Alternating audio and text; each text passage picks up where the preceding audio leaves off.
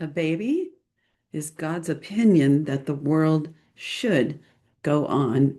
And that is a quote from one of my favorite poets, Carl Sandburg.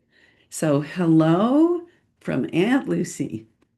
You may not know, if you haven't been around a lot, that I'm considered the baby whisperer. I did weddings for 10 years and then I went all in on my other favorite love, which is children. I started doing newborns before newborns were popular, before Ann Geddes started doing the baby burritos, is what I call it, and children in flower pots and things. So I have a style that's a little different in terms of the newborns and the kids than what might be uh, kind of common now. And I realized it's been a long time since I gave you my tips about how to photograph children. So I have two sort of meat of knowledge. One is about knowing the ages and stages of childhood and how you can photograph them. And then the other is seven basic needs that you need to address.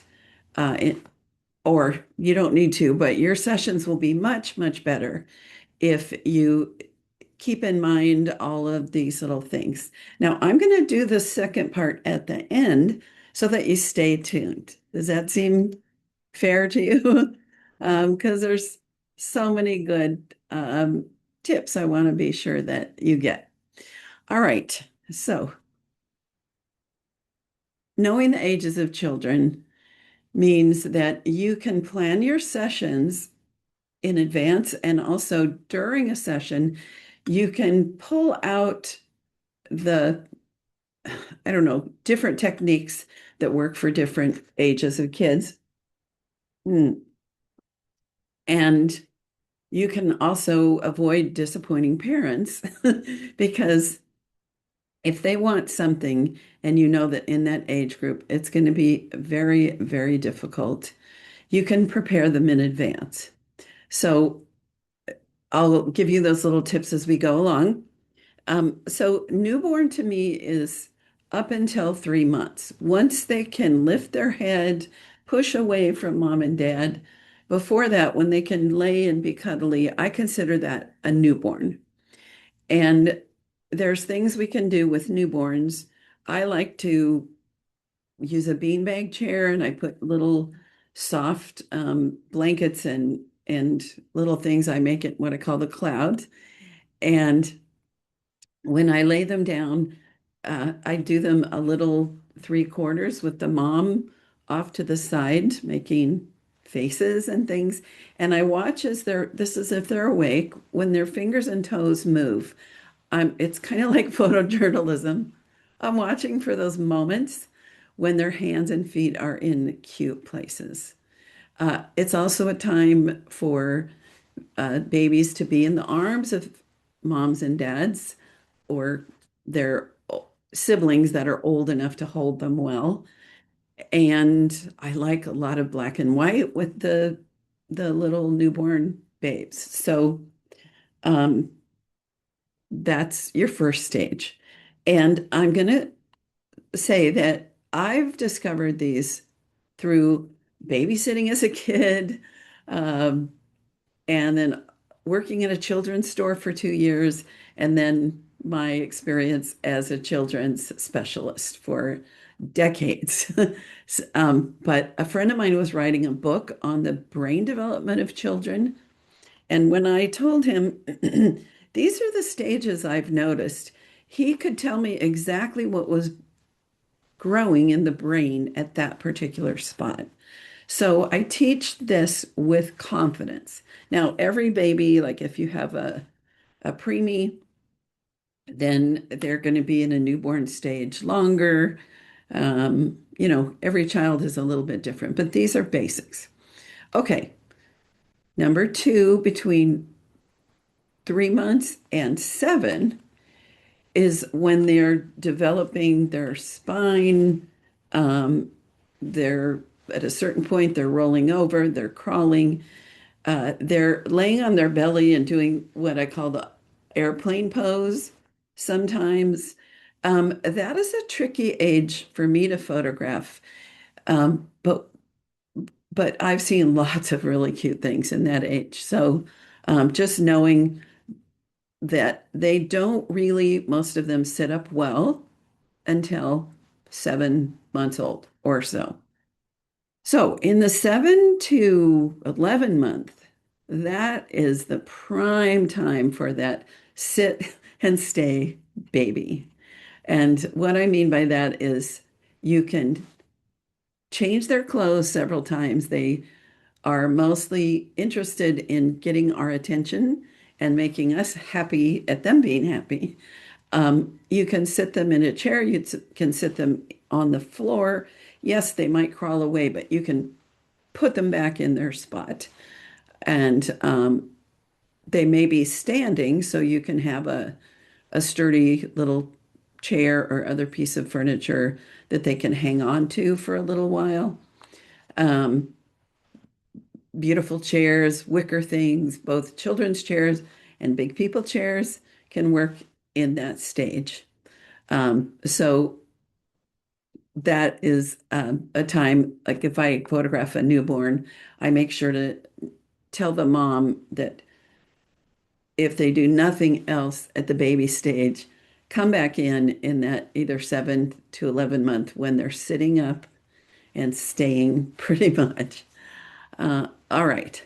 So then the next stage, I think the toddler stage really starts at 12 months old because that's when their bodies, their brains are they're starting to walk, they're feeling the need to be independent, they're practicing individuality, and especially when you're in a serious toddler mode, um, they will say no or be resistant just to practice independence. So one of my tips, tricks with that age, first of all, is I don't tell them what I want. And I ask the parents, please do not say, hey, go sit over here or do this. Because if they know what we want and they're in a contrary place, which is important, they need to do that, then they're going to know how to not do what we want.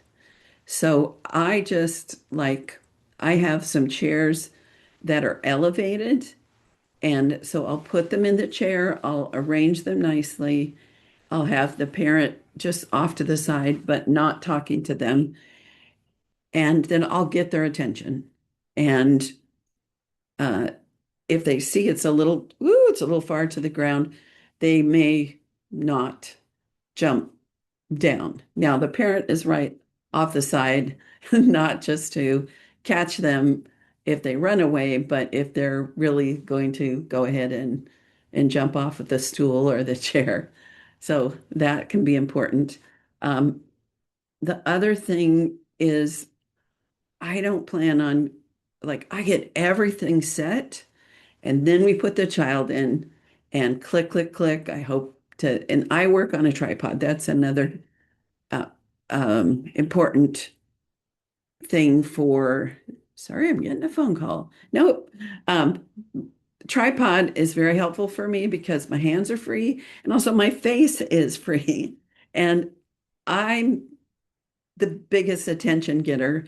I I don't pull out toys until um, they're kind of bored with whoever I am. But making faces and talking to them and different things, um, it is easier when they're looking at me and not through the lens of a camera.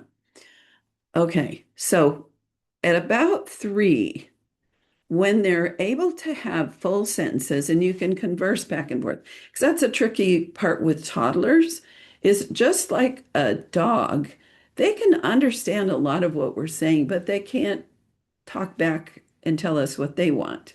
So that's why they act out more.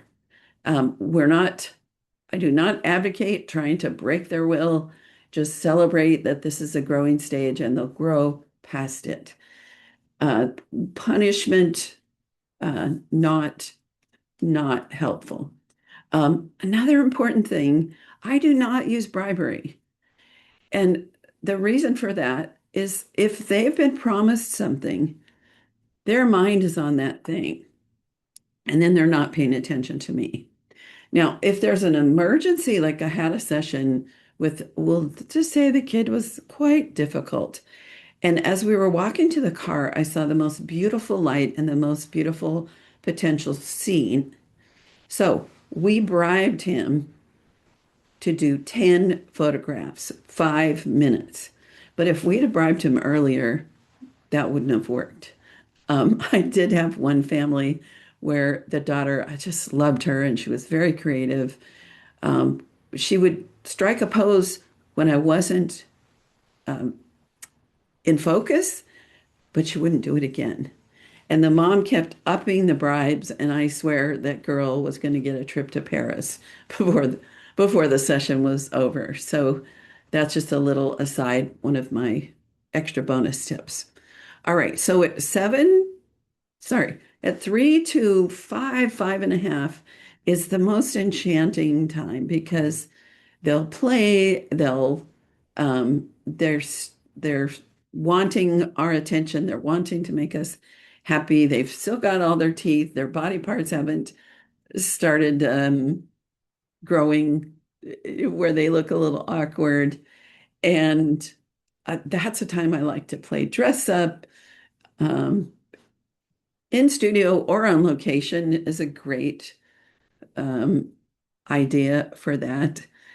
And so, yeah, that's a really, really special time. Now, once they start losing their teeth, so that can be 6 or so ish, um, they start to become, instead of like little children, they start to become kids, I'd say children. They're starting to have preferences. They're starting to have hobbies, things that they're good at, things that they enjoy. My little nephew dude is big in Minecraft and he's 6. So that can be a creative time. Uh, it's also a time when their body parts are still symmetrical, but at about 8ish or so, the teeth start coming back in and they may not be straight. Their arms and legs get a little gangly. So that, but I love that 6 to 8 year old time. I was Aunt Lucy here was the camp director of a mini camp in the woods once with 6 to 8 year olds, and other than having to take the sleeping bags outside to get the mountain air, if you know what I mean, it just was so fun to spend 4 days in the woods with these little precious imaginative beings. All right. So from 8 to about 11, that's when they're really getting into learning, growing. They might like science, they might like art, they may um, be doing certain games. And so that's when you want to be very mindful of angles and not making them look awkward and gangly. Um, and if we approach them like a friend, they'll usually be pretty responsive. All right. And then we get into the preteens, 11 to 13 or 14. This is a time very similar to toddlers where they're wanting their independence and they're very awkward and sometimes annoying about it.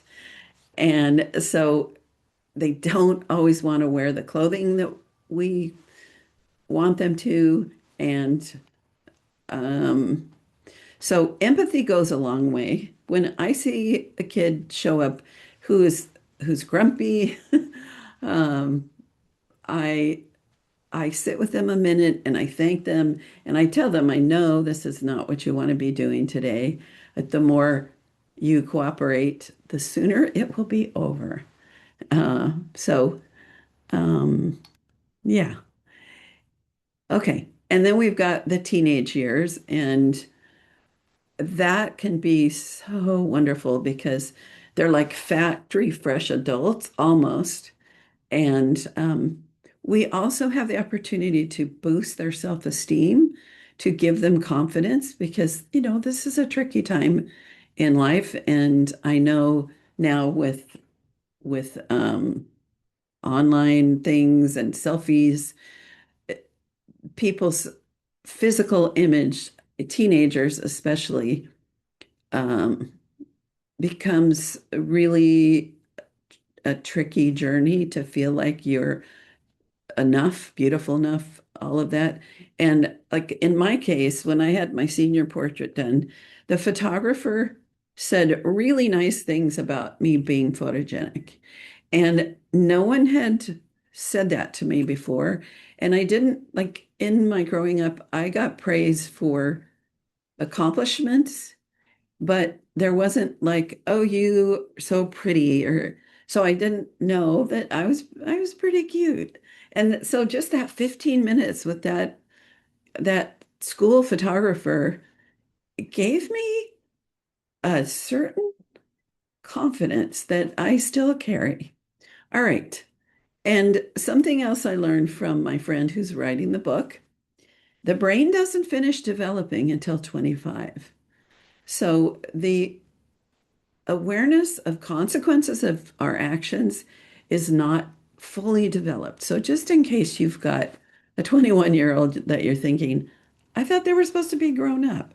Um, Understand that there's certain things that it takes a little while to show up. All right, so stay tuned. I'm going to give you right now, I have 10 specific tips, like when I'm photographing, things that you can do. Um, oh, I have a number 11, and it's the monkey face. So stay tuned for the monkey face. All right. So, one of the tips when you're trying to get a child, usually it's more older than a toddler. Sometimes, if a toddler is a little more mature, this can work. But if you find some coins and you put them where you want their feet to be, and you tell them if they hide those coins enough, they will get to keep them. And so that can be super, super helpful to get them to stay where you want them. All right. Um, One of my best tools, toys, is what I call the tickle monster. Now, I have a beautiful feather duster that's on a pole that you can make longer or shorter. I never have dusted with that because we don't want, you know, people sneezing. You can also use those fluffy, colorful things that have long telescoping um, wands. And sometimes if I've, and this is especially in the studio, if I say, should I get the tickle monster? That alone can make them smile. Um, I don't right away get this little feather duster and go right at them because they can be like, ah, but I might say, should I tickle daddy? And if daddy's off camera or if daddy's seated with them in the portrait, uh, putting the wand towards daddy. And then as soon as I see them smile, I pull it towards the camera. So then their eye comes right to me if that's what I'm wanting, and I get my shot. Or sometimes I tickle their toes or tickle myself. So it's a whole game. And it just starts with the word tickle monster. Doesn't that sound fun? All right. Um, there's, okay, this is actually um, in with the monkey. So for now, we're going to say there's 10. But things that you say can evoke an emotion and or that you have them say. Something you need to know about humans.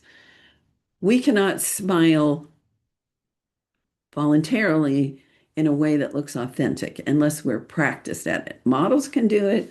I can do it because I learned from a PBS special. We have 50 muscles in our face, and there's muscles around our eyes, and then there's a muscle that pulls up the corner of our mouth. And when we're having a feeling, those muscles react to that feeling.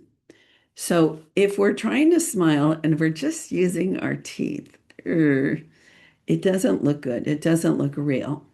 It looks like a used car salesman. But when we have a feeling, then the muscles in our eyes that are involuntary will move. And if it's a happy feeling, we'll look happy. So I use different words like I never say cheese because I don't smile. I mean, I like cheese, I love cheese, but I don't, it doesn't make me smile. But I have different words. Sometimes for older people, the word money can work because it ends in the E and then that's a feeling. But my first one with a group, especially, is the word yes.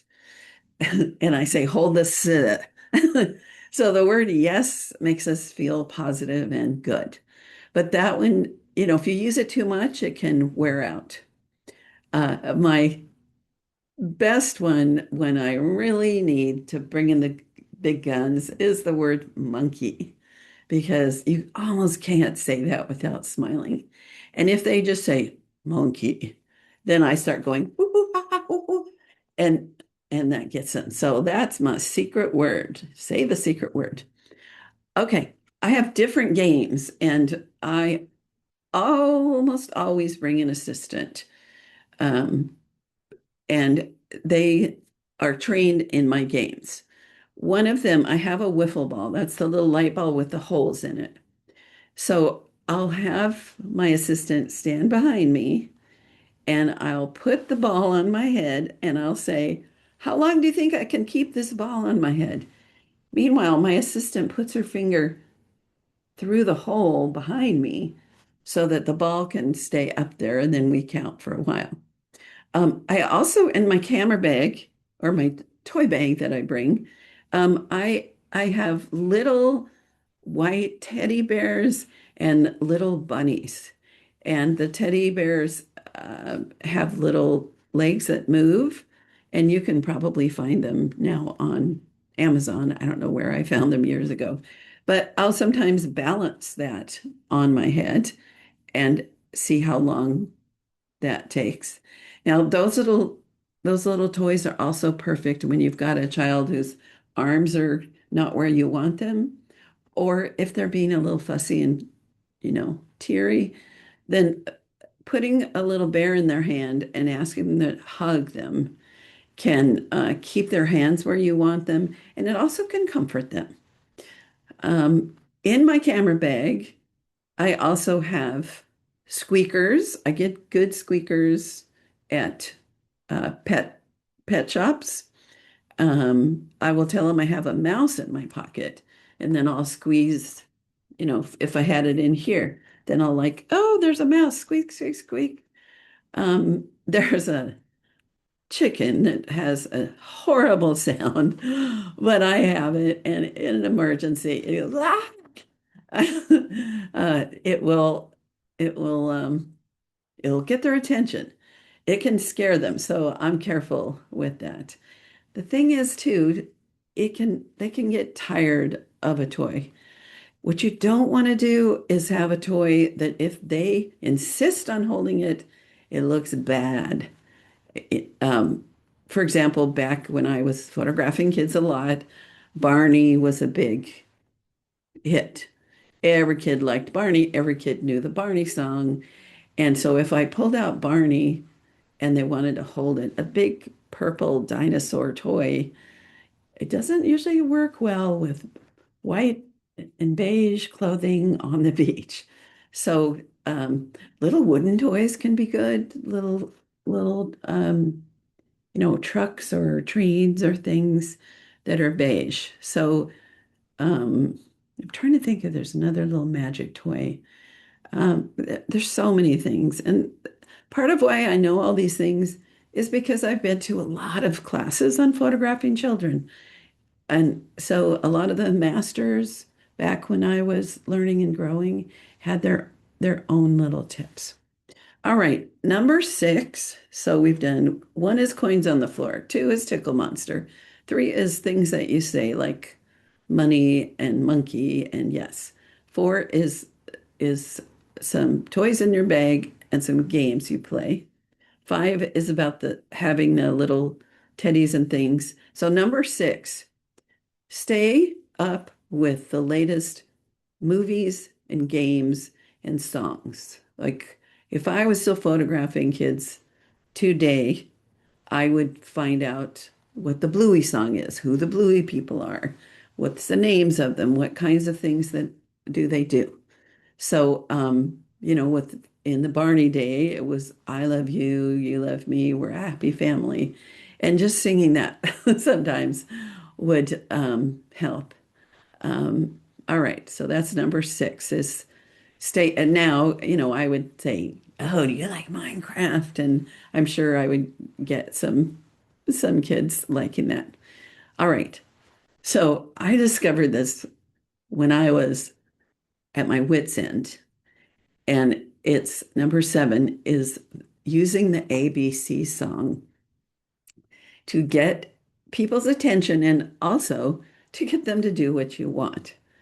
Um, I was at my wit's end because I was doing a family group, and the boy, I don't know if he was 4 or 5 or 7, but he was resistant to everything.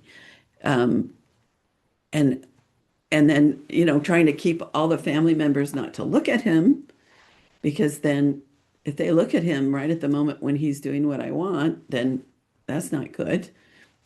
Now I can do head swaps, but back in the day, I had to get it all at the same time. So I started doing this thing where I sang the ABC song, like ABC, Johnny, look at me, DEF, mommy, baby, put your hand down. And so little songs like that can be really helpful. ABC is awesome. All right. So number eight, which is similar, is a story time. Um, Once upon a time. And then I'll be like, once upon a time, there was a magical boy named Johnny, and he lived in a castle with the queen whose name was, Mommy. And I'll just kind of make something up on the spot. I love when, not just when they're smiling, but when they're looking and listening, that natural, relaxed expression is so beautiful. It's really one of my favorites. And the story time can do that. Also, whispering. Whispering can be really good with some kids, as long as they can kind of hear you. Um, yeah. All right. Number nine. And I got this from Jesh Rocks, if anybody knows him. He's a wonderful teacher, photographer, human. And so he does a thing where we they I think it's a mimic. So like follow me. Okay. I'm smiling. No, I'm frowning. No, I'm smiling. No, I'm frowning. And at the smile, click, click, click. Um, all right. I think I need to find the pause button here somewhere and just think a little bit about uh, if there's a couple other tips before I go on to what I promised you, which is the 7 basic needs of kids and how to address that. So hold on. Okay, so the only thing for I think this is number 10 that I can add here right now, is when we can get down on the kids' level, they feel more comfortable with us. I sit on my porch and talk to babies and dogs a lot, and I notice because I'm sitting, they both are more drawn to me. They feel more safe. Now, I got some knee challenges at this point. So if I was still photographing kids, I would get a low rolling stool, like I think mechanics use them, uh, so that I could sit for some of it and, be able to stand after and get down on their level. I so envy those of you that can still lay on the ground and different things. So use it while you can. Enjoy it. All right. So here are the promised 7 needs of kids to help you plan better and also problem solve if you're in the middle of a session. And as I was typing these out, I was thinking like, oh, this is like the 7 dwarfs because, sleepy, grumpy, sneezy. Uh, I can't remember them all under pressure. But so, number one, kids need to be comfortable. So, you don't want the studio to be too hot or too cold. You want to suggest to parents that the clothing they put them in is not fussy and is not uncomfortable. Now, there are highly sensitive children. I'm a highly sensitive person. And if you put me in like a little tutu with really crunchy netting, I would be uncomfortable with that. It doesn't always happen, but be prepared to change if whatever they're bringing seems uncomfortable. All right. They also need to be, and so if you're having a struggle, they might be hungry or thirsty. So I make sure that the moms and or dads or both, that they have the child well fed and also some snacks. When I'm doing a photo shoot outdoors that's going to last a long while potentially, I ask them to bring secret snacks so we can take a little break and we can put a little more fuel in their engine. And I always have water and things like that. Because even if they've had a nice lunch or breakfast or something, being photographed uses energy. And so we want them to be prepared for that. All right, they need to feel safe. So sometimes, like I photographed early in my career for a photographer who had a lot of babies coming in with a coupon, but he was big and gruff and his voice was loud. He was the warmest, gentlest, kind-hearted man in the world, but kids were scared of him just from his persona. Now, if he could have probably presented himself more like Santa and gotten down low and, learn to modulate his voice. But instead, he hired me because, Aunt Lucy here, every kid's Aunt Lucy. All right. So they also can get really bored. And so it's our job to be entertaining. Um, we want the parents also to be careful that they didn't have a really big day the day before, like a trip to the zoo or swimming all day or something, um, and not to get them super revved before they get here. I need to be the entertainment. This needs to be fun for them. So if you see they're a little bored, you got to put your little thinking cap on, think, and come up with something that can entertain them. And again, we don't always want smiles, but we want a feeling. And I watched a PBS special. Uh, there were two different, there was the painter David and I can't remember who the sculptor was, but both of them said, and, this goes back hundreds of years, that a successful portrait or sculpture of somebody looks like they just said something or they're just about to. So I love looking for that in between where they're listening and they're thinking, and maybe they've said something and then they're listening to our response. All right. So comfortable, fed, not scared, not bored. They need to be healthy. And so that would be Sneezy on the door because Sneezy got a cold. So I reschedule if necessary. Now, sometimes people are from out of town and you don't have a choice, and we just wing it. But you know, that's that's the that's the wisdom. I will reschedule.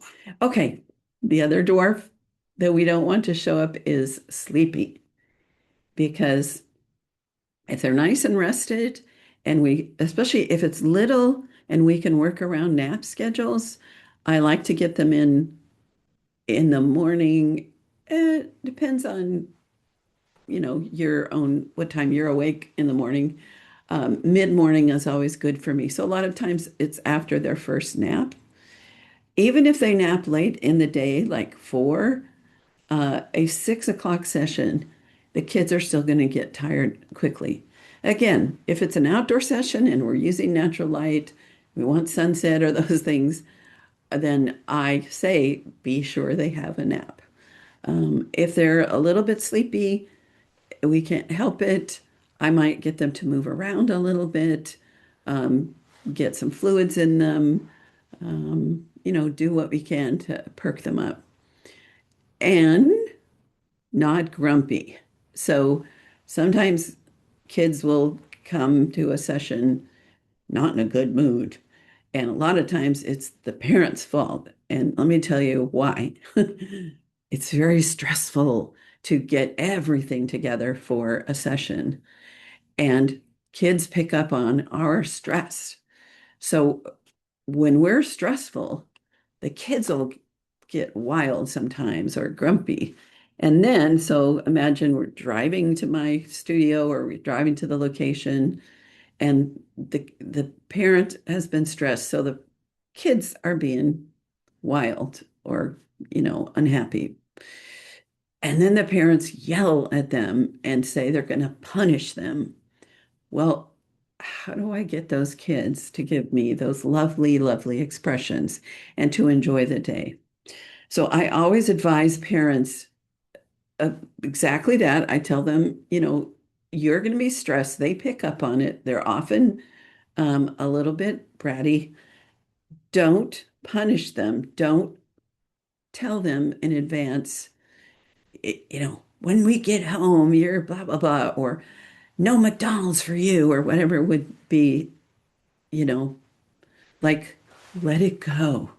If they do something beyond the pale and like where we really have to address it, do it after the session.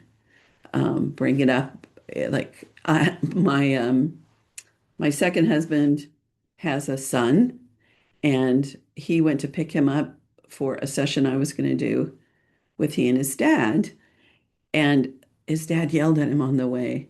And honestly, it was an hour before I could get that kid to smile. Now we got some great stuff eventually, and it was a good lesson for me to remind people about that. And um, you know, it may have been a small thing, it may have been a big thing, I don't know, but it sure made it hard. All right. I think so. I'm going to count this: comfortable, well fed, not scared, and not bored, healthy, rested, not angry, not sleepy. Oh, that's the same thing. Rested and sleepy. And then there's a secret number 8. And number 8, if you're having a challenge, it might just be that this is a toddler, and it's just the way it is. The fun thing about toddlers is they can do all kinds of surprising, wonderful things. the challenge is they've got all that energy, they've got the potential that they're in a contrary stage that particular day or hour.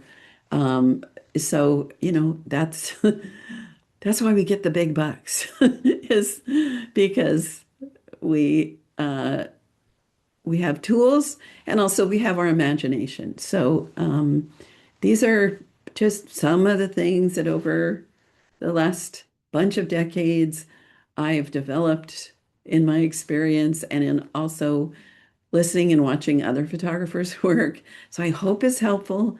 And I have one thing that is a big secret. You ready for the secret? You know those seven things that we need to address? We also need to be healthy, rested, entertained, not angry, uh, all comfortable, all the things. So, if I show up at a session and I haven't eaten and I didn't get my nap, let's say it's later in the day, or at least rested a little, if I'm not feeling well, if I'm not hydrated, all of those things, I'm not showing up as my best. And people pick up on that. And so take care of yourself, like on the airplane. Put your mask on first. That is it for now. I hope this has been helpful. And, kids are life. Kids are so much fun. And it's more fun when we have the tools. All right. Bye for now.